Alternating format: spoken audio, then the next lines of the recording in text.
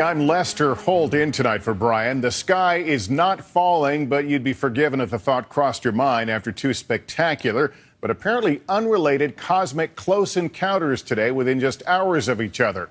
This morning in a remote part of Russia, some thought the world was ending when a 10-ton meteor, 5 stories tall, hurtled to Earth and exploded, causing a lot of injuries and doing a lot of damage without actually hitting anything.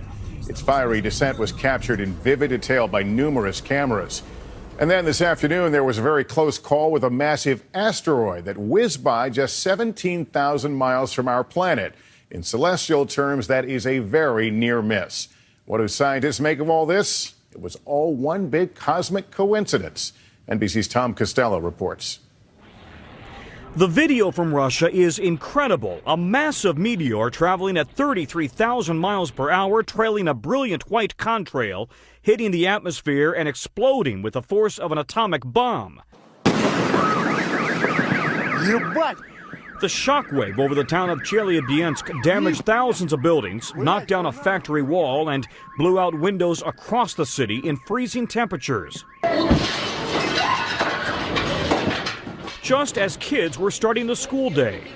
The ceiling was okay, but all the windows were broken. Almost all the window panes were damaged. There are no windows without damage. The shards of glass injuring more than 1,000 people, 100 hospitalized. I heard this extremely loud noise that shook my apartment. Canadian hockey player Michael Garnett lives in Chelyabinsk. We talked to him via Skype. It blew the vents out of my bathroom and there was debris on the floor. And I'm up on the 23rd floor and I could feel the building swaying. Pieces of the meteor punched a hole in a frozen lake but missed the town and a nearby nuclear plant. In Washington, scientist Linda Welzenbach specializes in meteorites at the Smithsonian. These are the primitive materials left over from when the planets formed and are the basic building blocks of all our planetary material. It's heavy. It is indeed heavy. And in an amazing coincidence, the other space rock, an asteroid half the size of a football field, came whizzing by this afternoon. While the space station orbits 220 miles above the Earth, this afternoon's asteroid passed 17,000 miles above the Earth, much closer than many satellites that orbit 22,000 miles out.